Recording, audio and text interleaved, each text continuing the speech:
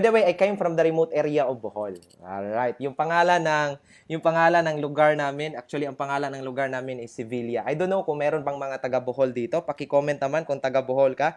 Alright. So, typical na province life. Taga-probinsya po ako. Actually, ito yung bahay namin dati, right? So, kung napansin niyo yung bahay dati, yung may mga sa baba, may mga kulungan ng manok, di ba? Yung hagdanan namin dati, very slope, mga ganyan. So, sobrang hirap ng buhay. And I could not forget the time when during my childhood years kasi nga I am a son of a farmers. I'm a son of a produkto po ako ng mga magsasaka po yung parents ko. Right? So, yung tipong nagtatanim ng palay, nagtatanim ng mais, mga ganyan, kung ano-ano pa. So, maybe kung taga-probinsya ka ngayon, siguro mas ma-inspire ka sa transition na nangyari sa buhay ko ngayon. Right? So, ayan po. So, ito po ako. Pasensya na po, baka sabihin nyo na ang tagal nito kasi nga nag-start nung bata ka pa. Hindi, sinishare ko to sa inyo para makarelate ka na sobrang hirap ng buhay when I was, when I was in college, when I was in elementary, high school, mga ganyan. So this was my first picture. Ayan po yung mga laruan namin dati. Ako po yan, my second picture po yan, yung mga laruan naman. Kasi nga yung mga laruan ngayon, more on Mobile Legend na, mga ganyan. Kasi dati, naka-experience pa ako ng ganyan. Yung mga bahay-bahayan na feeling mo ikaw si mama, ako si papa, di ba? May sarili tayong kwarto, mga ganyan. I don't know kung makarelate ka ba, pero well, I'm sharing this to you para po ma-realize mo na I came really from the very, very poor family. And then, so sobrang hirap ng buhay. Actually, yung school namin is very, very far from our house. Maglakad kami ng mga around 1.5 hour bago kami makarating sa school namin. Ganyan po siya kahirap that time. And then, yun po, yung mga typical na buhay pag nasa probinsya ka, yung na-experience ko yung ang baunan mo, yung dahon ng saging, 'di ba? Tapos nasira yung baunan mo, tapos na amoy bagoong na yung aklat mo, mga ganyan dahil sa sobrang likot mo sa school, 'di ba? So, mga experience na ganyan. And because my parents could not send me to school during my high school years, ang ginawa ko is nag-working student po ako sa convent and doon po ako na-impluwensyahan to enter in the seminary, yung magpapari. I don't know if you are familiar sa mga ganyan, pero if you are a Roman Catholic, maybe familiar ka sa magpapari. Alright, so now I spent my 5-year course sa seminary. Right? So I took the course Bachelor of Arts major in philosophy. So kung titingnan mo, sobrang layo po yung career ko ngayon being a marketer sa empowered consumerism, being a network marketer sa empowered consumerism. Sobrang layo po kasi yung course ko is AB philosophy, right? So, now ito po yung buhay ko when I was in the seminary. That was my college years, right? So, ayan po, nagbibigay ng communion, ayan po. Ito po yung mga kaklase ko when I was in college, right? Na mga cute kami diyan, di ba? Yan po, nagbibindisyon ng patay. Yan every summer, yan po yung mga ginawa namin that time. Yan po, nagdarasal, baka ikaw isa ka sa mga subject sa dasal ko that time. Alright, mabait ba ko tingnan diyan? Ako po yung nasa gitna. Ito po, ayan oh. Sobrang talaga, bait tingnan, di ba? Hanggang ngayon naman. Alright, so, now, and I did well in my studies. Ito po, yung book ko, yung philosophy po. I did well in my studies kasi naka-mindset ako that time. Way back when I was in elementary, yung awareness ko that time, laging pinapasok na, laging nire-remind ng parents ko. Sabi nila, you study hard, get a good grades, and have a good job. Yun talaga yung hindi ko makalimutan. Kaya I did well in my studies. Halos lahat ng awards sa school kinuha ko na para po makagraduate. In fact, I graduated sa college as cum laude. Ayan, yan po ako that time. Huwag kayong maniwala sa picture na yan, naka-Adobe lang, naka-Photoshop lang yan. Anyway, right after my graduation, nag-voluntary exit ako sa seminary. Number one reason, gusto kong makatulong sa family namin.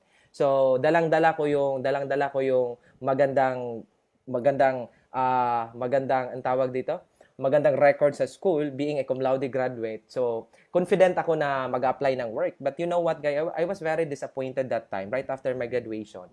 Kasi nga, walang akong parang matinong trabaho na mapapasukan. Hindi naman, matino naman. Pero yung sweldo kasi that time, hindi na-meet yung expectation ko. Parang gusto kong balikan yung parents ko. Parang gusto kong sumbatan yung parents ko. Nga parang mali yung sinabi nyo sa akin dati, ah. Kasi nga parang walang silbi doon ko na-realize na being a professional, kahit gaano pa kaganda ng profession mo ngayon, kahit gaano pa kaganda ng mga records mo sa school ngayon, doon ko na-realize na ngayon, hindi na siya basihan kung gusto mo kumita, gusto mong magiging successful. Because this time, na-realize ko nga, this is more on diskarte. Tama ba? Would you agree? Alright, so, now, ganito po, right after that, hanggang sa naghanap ako ng mga trabaho, hanggang sa natagpuan ko itong empowered consumerism. Alright? Actually, na-invite po ako dito. And you know what? Nung nag-offer sa akin dati, I was very skeptical. I was very, hesitant that time. Ito po yung una na, tingnan mo naman yung mukha na yan. Sino bang maniniwala sa mukha na yan? Di ba? Ako po ito po yung time na naghanap pa talaga ako ng opportunity right after my graduation. And you know what, guys? Nung na-involved na ako sa empowered consumerism, doon ko na-realize na feeling ko mas gusto ko to. Number one, kasi walang boss. Gusto ko yung kumita ka na hindi ka pressure kasi wala kang boss, meron kang freedom.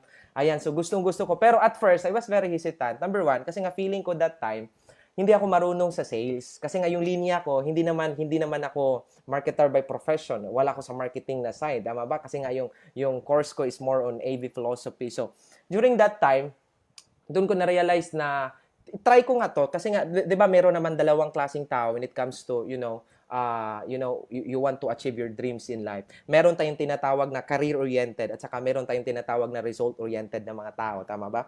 Yung career oriented, sila yung mga tao na halimbawa pag education yung course mo ngayon right after ka mag-graduate, yung trabaho mo possible magiging teacher ka hanggang sa nag-study ka, nag-masteral ka, nag-doctoral ka hanggang sa nagiging ang tawag dito, nagiging principal ka na. So, kinareer mo talaga siya. Pero meron kasi mga tao ngayon na kahit hindi mo siya linya, pero kung naniniwala ka nga, dun ka na magka-resulta, nililinya mo na lang siya. And yan po ako. Hindi ko po to linya, pero I was very, very excited kasi na-inspire ako sa mga tao na kumikita dito ng malaki sa empowered consumerism. Ito po yung nag-start ako that time. And you know what, guys, during this time, na-realize ko after 2 to 3 months time na nag-start ako sa ating company, sa Empowered Consumerism, doon ko na-realize na, doon ako nag-question sa sarili ko na parang yung opportunity sobrang hirap gawin. Kasi nga, that time, wala pa akong training. Kaya nga, hindi ko ito makalimutan, I texted my mentor that time, I texted my coach that time. Ang sabi ko sa kanya, Coach, it's hard for me to love this kind of business. I hate rejection. Pero you know what? Anong sabi ng coach ko? Ang sabi niya sa akin, nag-reply lang sa akin, sabi niya, Bert, you cannot love that which you do not understand.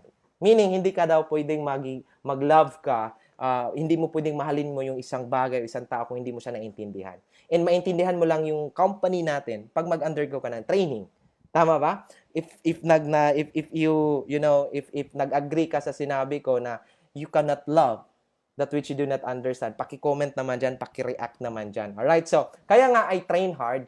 Nag-enjoy po ako dito hanggang sa dumating sa point na kumita ako ng malaki, especially after my training within the first 6 months na nagte-train ako. So kumita ako ng malaki dito. And doon ko na-realize na if you really want na magiging successful sa isang career mo, sa isang bagay, you should undergo training. So human as we are, we learn. Tama ba? Because I considered kasi every day as a learning day. So, nagtitrain talaga ako that time and nag-grow ako that time. Alright? So, and ito po yung first na nag-start po ako. Tingnan mo naman yung computer ko that time, di ba? Sobrang talaga. Nag-start pa ako dito year 2012 po. Alright. So, nag-start pa ako dito na sa offline muna hanggang sa nag-learn ako sa online marketing. Alright. So, ito po yung time na sobrang hinataw ko na talaga yung company natin because during this time, naniniwala talaga ako na gusto kong tutulukan na yung sumpa ng kahirapan sa aming family that time, sa aming pamilya that time. Kasi nga, although na-feel ko na mas nahihirapan ako at first, pero naniniwala kasi ako na mas mahirap maging mahirap. Kaya nga that time, during this time, hinataw ko na talaga. And doon ko na na-realize gusto ko lang itong i-share sa inyo.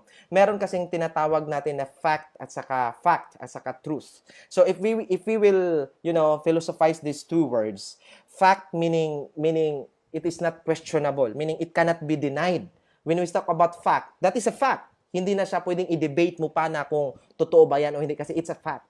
When we talk about truth, it is based on a person's perspective. Depende po yan sa perspective ng isang tao. Tama ba? Like for example, when I say this phone is black, it cannot be denied. Tama ba? Black talaga yung kulay ng phone na to. Tama ba? Pero kung sasabihin mo na pangit ako, hindi mo pwedeng magiging fact yan. Possible sa tingin mo, pangit man ako, pero sa perspective ko, sobrang gwapo ko. Ang tawag dyan, that's the truth. Possible, yung pagsabi mo na to, that's the truth para sa'yo, na pangit ako, pero do you get my point? Kino-compare ko lang tong dalawa. And bakit ko to na-share sa inyo? Kasi nga, life is like this. Meron tayong mga fact ngayon, pero human as we are, we grow. Halimbawa, possible siguro na fact na walang pera yung wallet mo ngayon. Tama ba? Kahit ano pa, that's a fact. Kasi hindi yan madi-deny na kahit ano pa, kahit anong gagawin mo pa sa wallet mo ngayon, kung wala talagang pera, wala talaga. Pero human as we are, we grow. Human as we are, we learn. Human as we are, we have the potential to change. Tama ba? So, possible, hindi na yan yung status mo few years from now. Just like this, para mas ma-realize mo. Halimbawa, if I am holding a seed right now, that is a fact. Nakita mo, that is a seed. Tama ba? Buto. You get my point? That is a buto. Pero, you know what guys, that is a fact. Pero, you know what, yung buto na yan, na possible na nakikita mo ngayon, possible kasi magiging tutubo siya, tas magiging tree siya, tama ba? Yung tree na yan, magpuproduce ng fruits, and that fruit will produce many seeds. And that seeds will produce another tree, and produce another, that it might be possible na yung seed na nakita mo ngayon, possible yan, few years from now, isa pala siyang forest.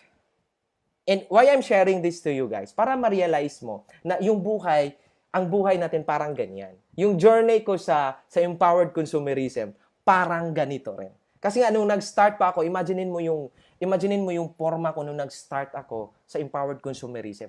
That was first 6 months to 1 year. Ito yung time na one day, one eat lang ako. Ito yung time na halos walang naniniwala sa akin. Ito yung time na pinagtawanan ako ng mga kaibigan ko kasi feeling nila scammer daw ako, feeling nila wala daw patutunguhan yung ginagawa ko sa empowered consumerism, feeling nila pyramiding daw. Yung mga ganyan, yung mga naririnig mo.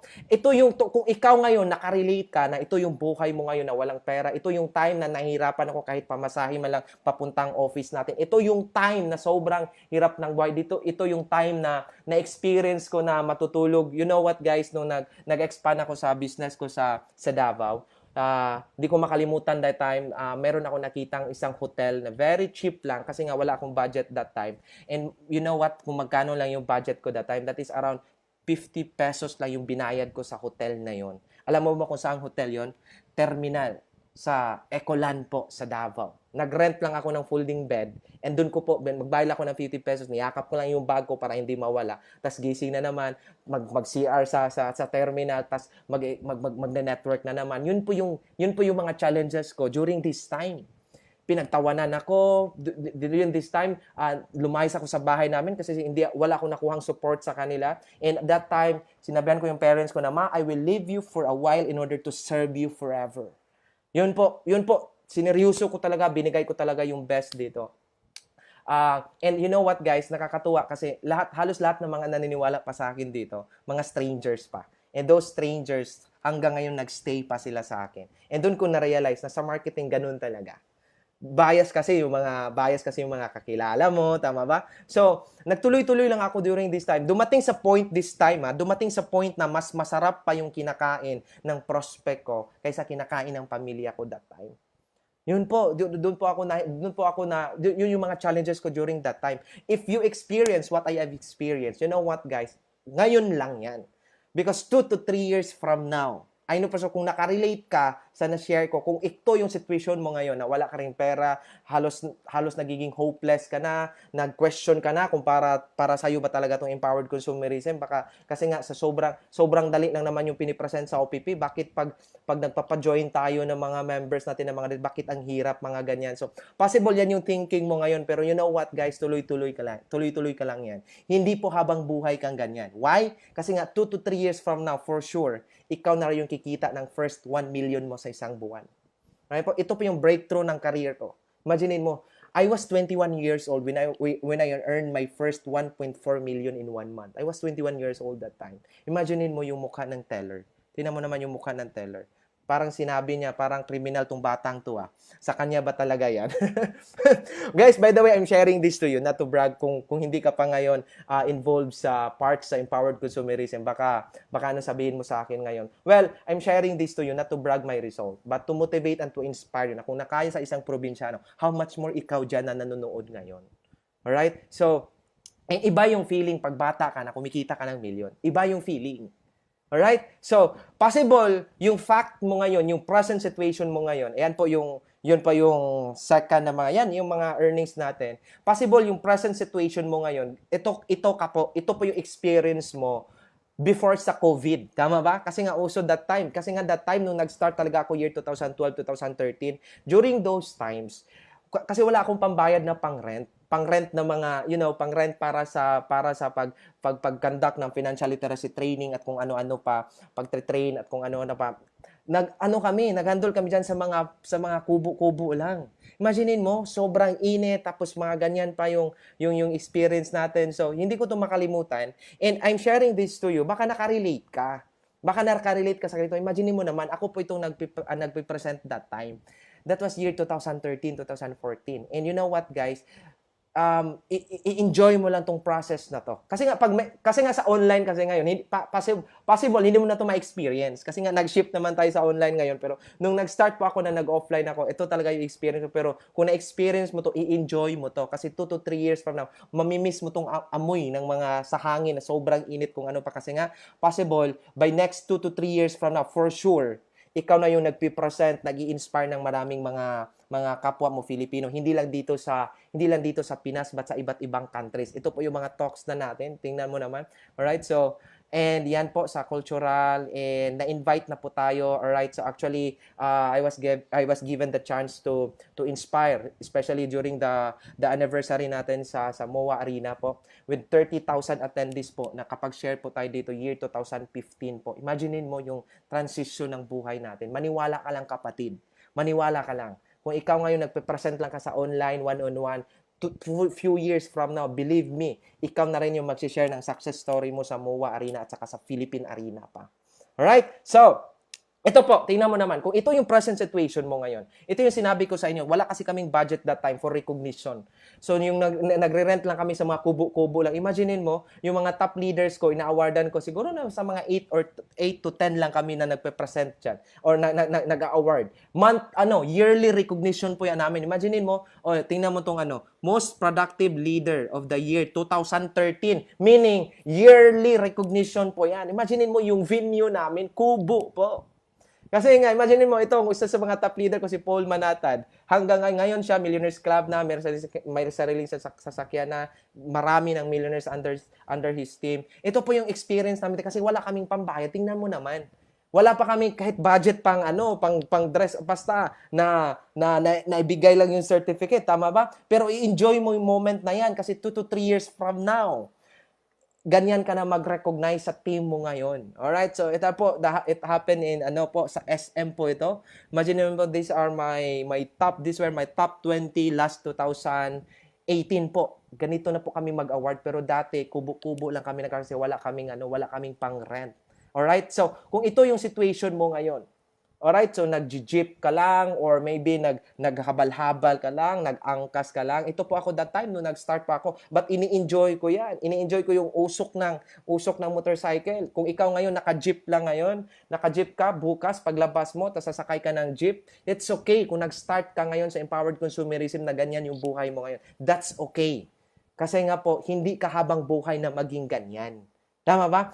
Kaya nga, pag magsakay ka ng jeep ngayon, wala kang ibang gagawin. Tingnan mo yung gulong, titigan mo yung gulong, titigan mo yung tambutso ng sakyanan, tas sabihin mo sa sasakyan na yan, mamimiss ko tong amoy ng sasakyan na to. Kasi nga, bakit? 2 to 3 years from now, hindi ka habang buhay mag-jeep. Kasi nga, for sure, ikaw na din nagda-drive ng sarili mong sports car. Alright? Ito po yung third car ko actually. This is my third car, yung Bumblebee sports car. Isa pa ako sa mga unang nagkasasakyan sa Bohol na naka-Bumblebee na sports car dito. Imaginein mo, yung dating hawak ko Araro, ngayon, ang hawak ko manibela na ng Camaro. Imagine mo yung transformation na-imagine mo na ba sa part mo na ikaw na yun ang nagdadrive ng sarili mong sasakyan. Imagine mo pag ganyan yung life mo ngayon. Right? Wala kang choice. Pag naka-sports car ka, gumagwapo ka talaga. Tingnan mo naman yan. Anyway, alright, so, iba talaga yung tingin ng mga tao sa ilan na pag nasa probinsya, katas naka-sports car ka, wala, mapagkamalan ka talagang drug lord dito.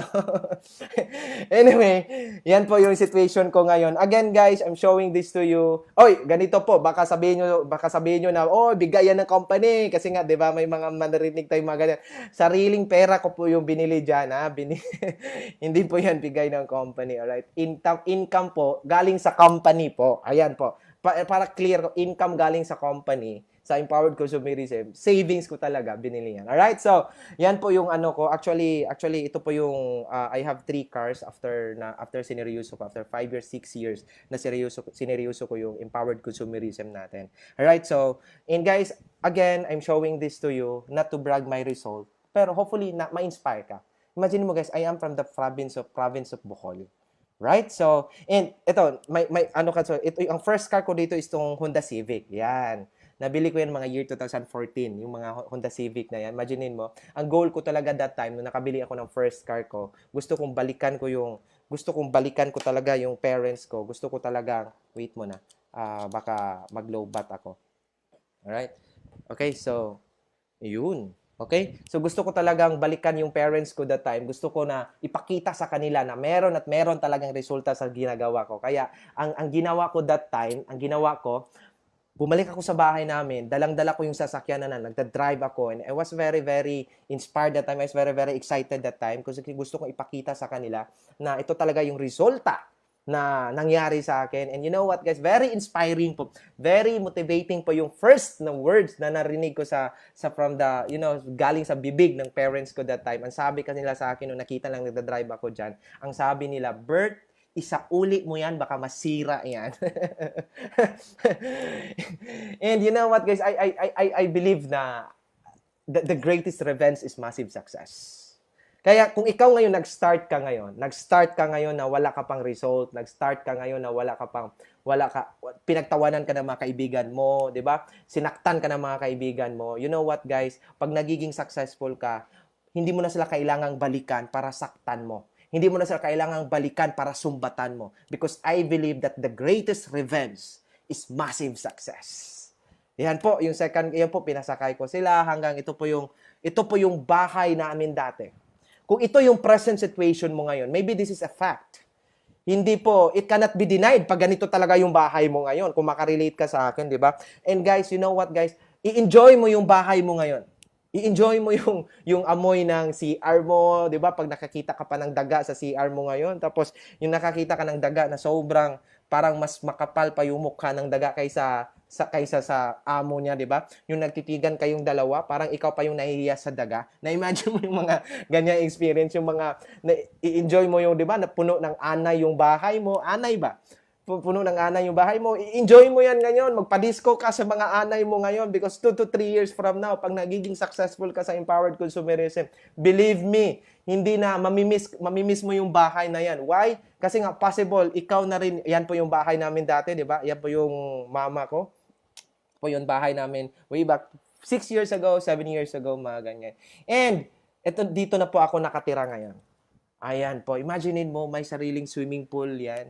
May sariling basketball court. Tapos, imaginein mo, anong buhay, ano kayang feeling pag andyan ka nakatira sa lugar na ganito? Tama ba? Sino ba naman ako dati?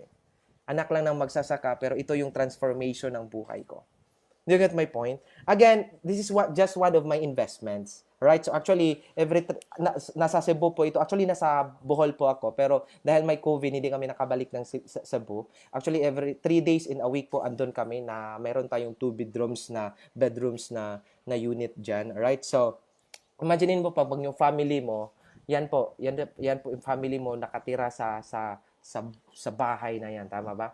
Isang condo resort po siya. Ang kagandahan ng resort na yan, yung harapan namin is mayroong golf course. Ito po yung eksakto na view ng condo namin. Imaginein mo, everyday yan yung view mo. Everyday nagko-coffee ka, nagche-check ka ng account mo, tapos flash out ka pa.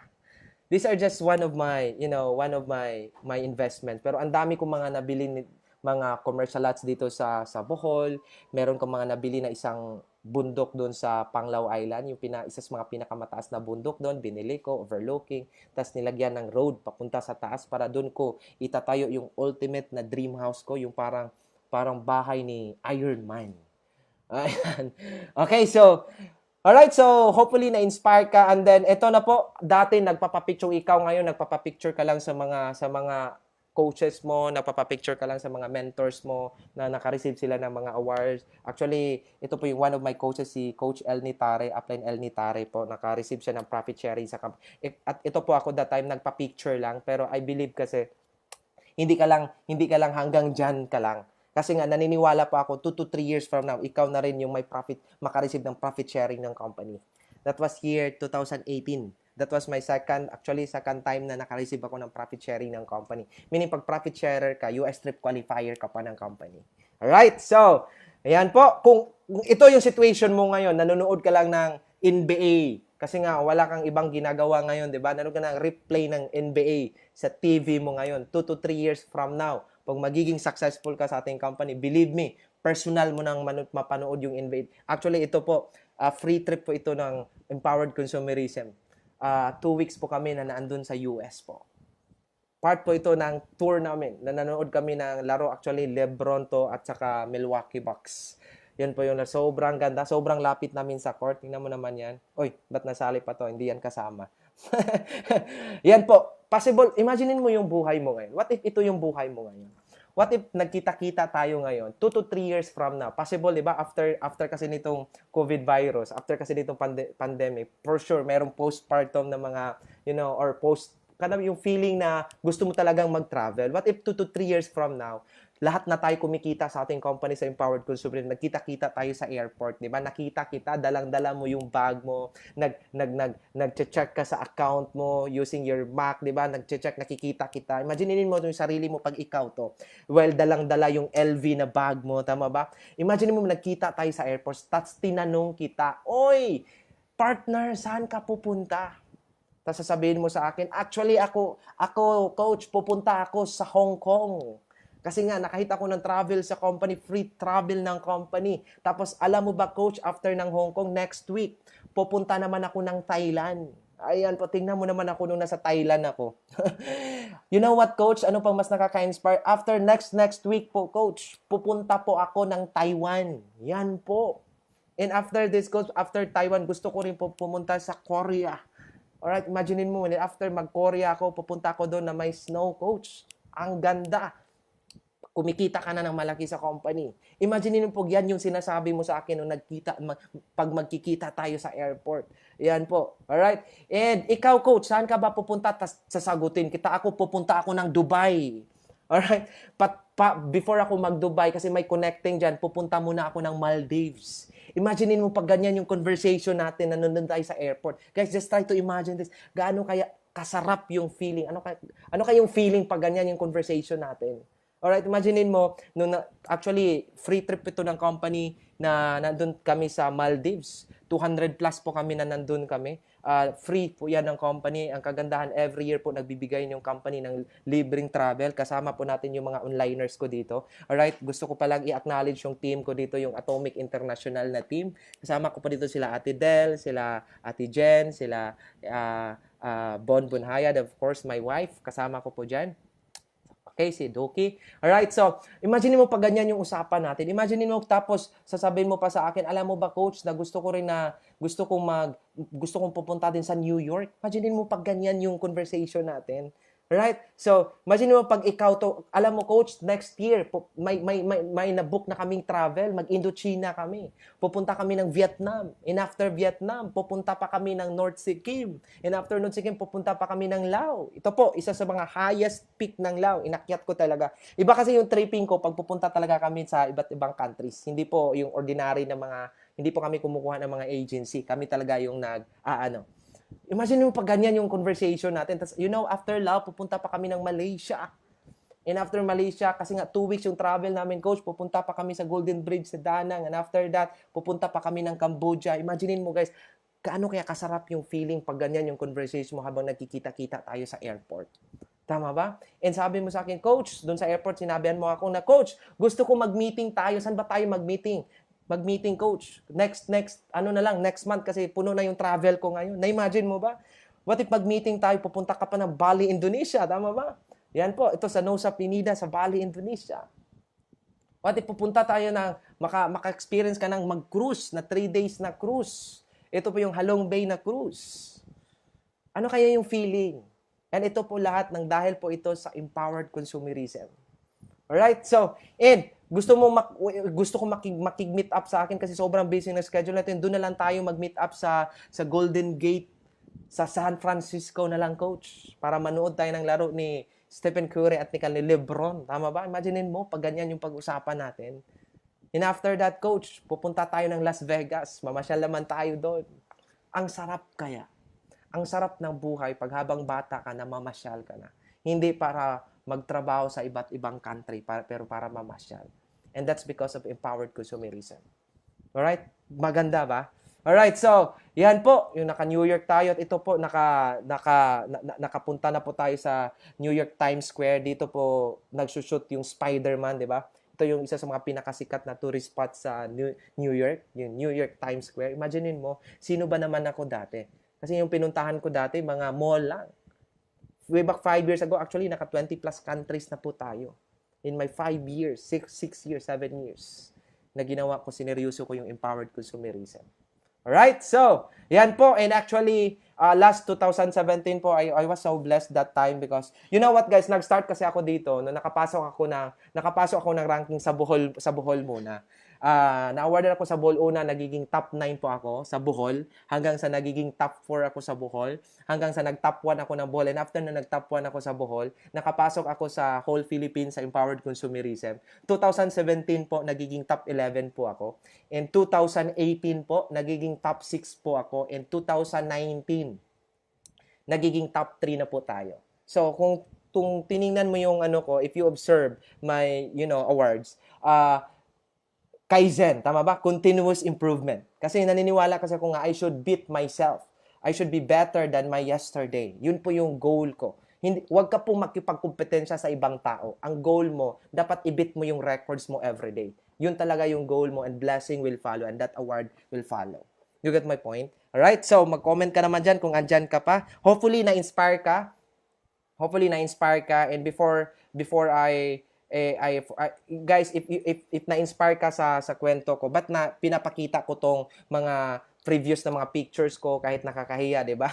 Ba't naman ako mahihiya kung ito naman yung transformation ng buhay ko, tama ba? So, kung naka-relate ka sa na-experience ko, kung na-experience mo yung na-experience ko, kung ikaw ngayon na-experience mo na pinagtawanan ka ng kaibigan mo, na pagkamalan kang scammer sa online, tama ba? Hindi naniniwala yung mga friends mo at kung ano-ano pa, dinidiscourage ka, pinalayas ka ng magulang mo at kung ano-ano. Kung na-experience mo yung na-experience ko, kapatid, you are on the right track. Pero take note, if hindi mo pa to na-experience, baka nasa maling daan ka ngayon. Kasi nga, naniniwala ako na if you really want to become successful, kailangan mo tong madaanan itong mga challenges na to. Maybe, iba na yung mga approach ng mga challenges mo kasi online na ngayon. Pero believe me, same impact pa rin yan sa buhay mo. Ang goal is kailangan mo talaga siyang i-overcome. And kailangan mo talaga siyang i-overcome. You know what, guys? Kung na-experience mo yan, ulitin ko, I know for sure you are on the right track. Isa lang, same tayo ng daan na dinadaanan. I can assure you, huwag ka lang hihinto sa dinadaanan mo. Mararating mo ang nararating ko. Huwag ka lang hihinto dyan. Even when the world says give up, get back up. Kahit sinabihan ka pa ng iba na hindi mo to kaya or kung ano-ano pa, guys, get back up. Tuloy-tuloy ka lang. Dapat ganyan yung mindset mo ngayon. Alright, so, yan po. And by the way, you can like also my follow on my social media accounts, my fan page, Albert Jesma Travel and Business page, and you can also you can follow my Instagram, Mr. Bumblebee Visuals. Alright, so, yan po. And before ako magtapos, kailangan para masulit na lang, ganito po, magbibigay ako sa iyo ng konting greatest lessons ko na sineryoso ko yung ang tawag dito, yung ating empowered consumerism na company. Ganito kasi, yung nakikita nyo kasi sa amin ngayon, result na. Pero kung tingnan mo naman yung journey ko, hopefully na-inspire ka. Lalo na pag nasa probinsya ka ngayon, hopefully na-inspire ka sa story ng buhay ko. Ganito po, the greatest lessons na-learn ko throughout my journey sa empowered consumerism. I know, aware ka na dito, pero gusto kitang i-refresh. Baka makatulong din ako sa'yo. Lalong-lalo na ngayon na meron tayong pandemya. Tama ba? Meron tayong challenges ngayon na hinaharap. Right? So, number one, I know for sure, very familiar ka sa word na to, pero gusto kong bibigyan to ng malalim na kahulugan, deeper meaning, yung you need to be responsible. 'Di ba? Yung very common na word po ito. Very common po ito way back when we were still in elementary. 'Di ba? Laging sinasabi ng mga teacher natin, be responsible, be responsible. Pero ano ba talaga yung totoong meaning ng responsible? Or gaano ba talaga to ka-importante if you really want to become successful sa empowered consumerism? Ano ba talaga? Kasi nga yung empowered being responsible or responsibility. Ang malalim na meaning kasi yan na hindi mo makikita sa dictionary. Ano kasi yan? Ownership. When we talk about ownership, kailangan i-own mo lahat kung ano man nangyari sa buhay mo ngayon. Wala nang ibang reason kundi ikaw. O magpakabaliw ka naman yan, tapikin mo yung sarili mo. Ako at wala nang iba. Dapat ganyan yung mindset mo. Maganda man yung nangyayari sa buhay mo ngayon or pangit man yung nangyayari sa buhay mo ngayon or possible, it's either positive or negative lang kasi yan, tama ba? Walang ibang reason dyan. Ikaw lang. Dapat, you need to be responsible. Gusto mong magiging successful. Gusto mong ayusin mo yung family mo. Gusto mong magiging successful ka sa in any career o kung ano-ano pa. Gusto mong magiging healthy. You need to be responsible. You own it. Ownership. The problem with us is this. If everything is going well, if everything, tama lahat, may mga magagandang nangyayari sa buhay natin, we take all the credits. Ako po yan! Ako po yung namimigay sa ayuda sa next barrio na yan, mga ganyan. Di ba? Ako po yung nagtuturo sa partner ko, ang galing-galing niya kasi ako yung nagtuturo. We take all the credits. Pero pag may mga hindi na magandang nangyayari sa buhay natin, the problem with us is we automatically blame someone. I-blame na lang ang government, i-blame na lang ang company, i-blame mo yung coaches mo, i-blame na lahat except you. I-blame na lang silang lahat. Lalong-lalo na ngayon, meron tayong crisis. Imagine mo sa mga posting ngayon sa Facebook. Bine-blame. They are blaming the government. Wala kaming ayuda, wala kaming ano. Guys, hindi mo control yung pandemya natin. Hindi mo control yung crisis natin. Yung control mo yung sarili mo. Bakit i-blame mo yung government mo? When in fact, this is your responsibility na bubuhayin yung sarili mo ngayon. Do you get my point? Huwag mong i-blame yung government pag wala kang budget ngayon habang nasa pandemya ka.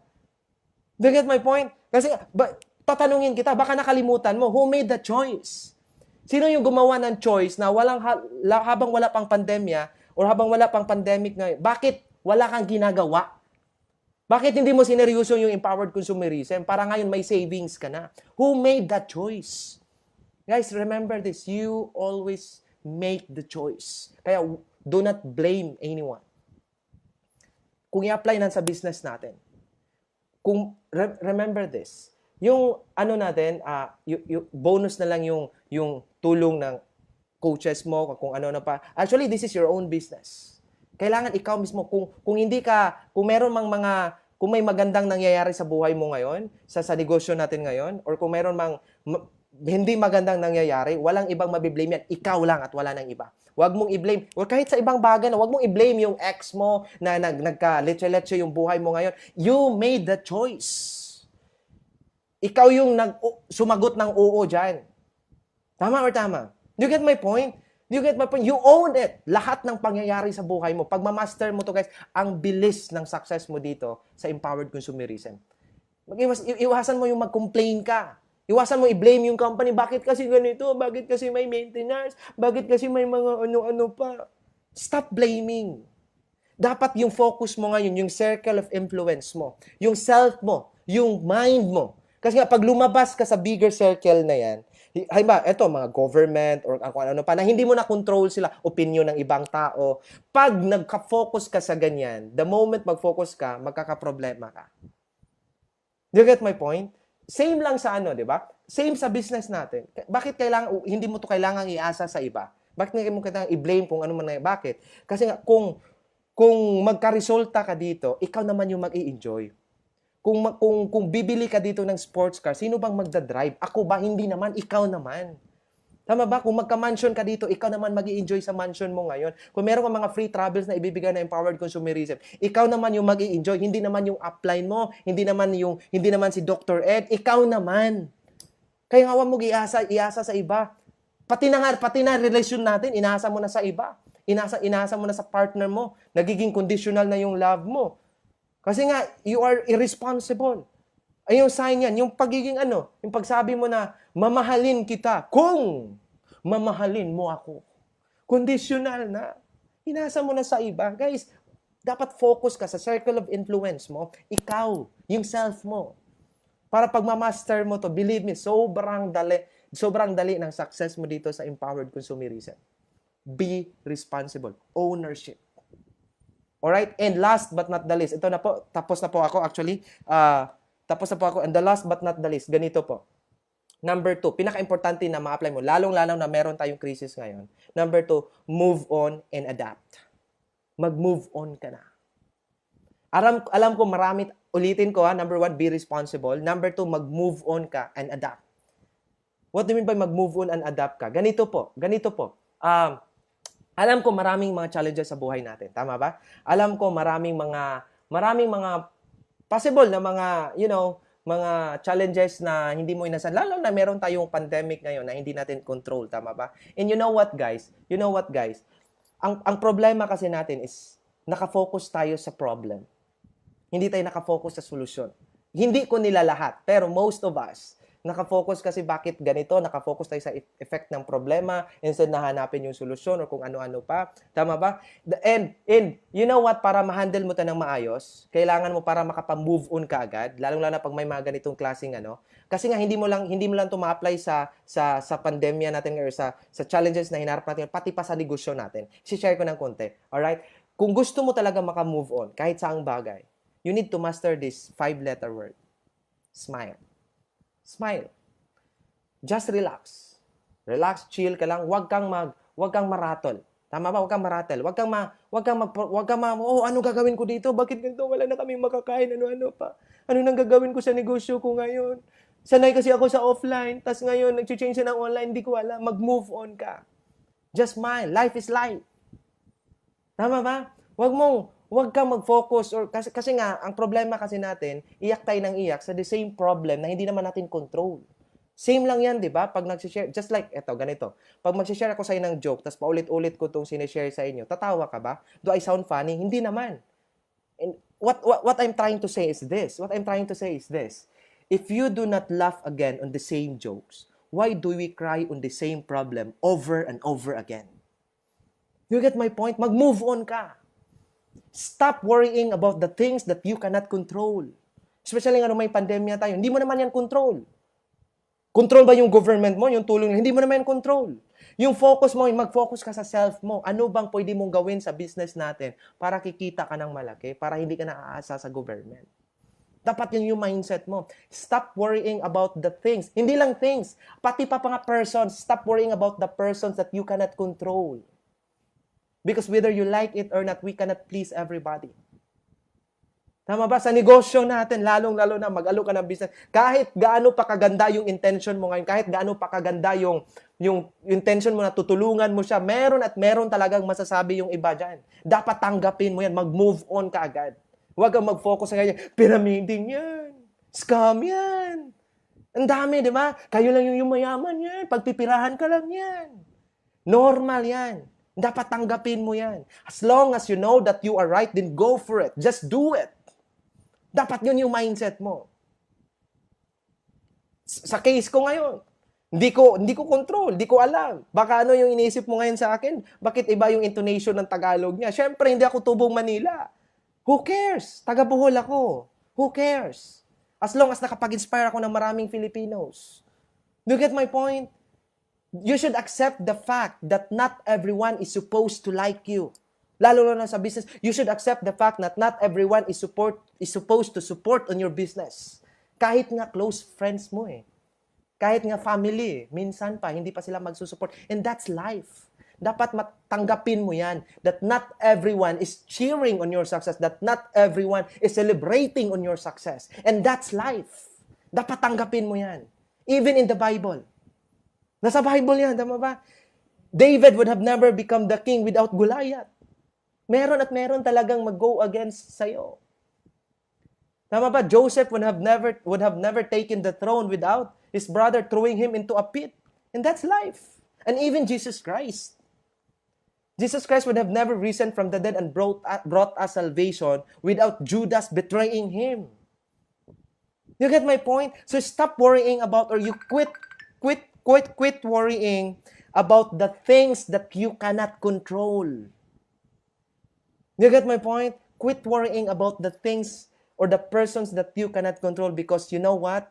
Some enemies are designed as part of your destiny. You get my point? Alright, remember this. You cannot control the storm from coming, but you can prepare for it. Likewise in our life, you cannot control how someone else behaves, but you can control how to react.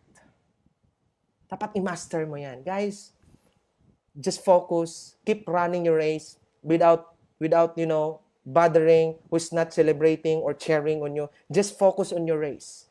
Keep running. Even when the world says give up, get back up. You dream your wildest dream in life. Whatever how hard it is, whatever how difficult it is, just say it's possible. It's possible. Especially, there is God who is willing to back us up. Amen? Do you get my point? So, and the moment na magiging successful ka dito, you know what? And the moment mag-share ka ng success story mo sa Philippine Arena, sa MOA Arena, or sa event mo, you know what, guys? Lahat ng pagod, lahat ng puyat, lahat ng mga discouragement, lahat ng mga disappointments na nangyayari sa buhay mo, lahat ng yan, babayaran ng empowered consumerism. Thank you so much, guys. This is Albert Jasma. To God be the glory. I love you all. Bye-bye, everyone. Thank you so much, Jelly Project. Bye-bye. Tapos na po tayo.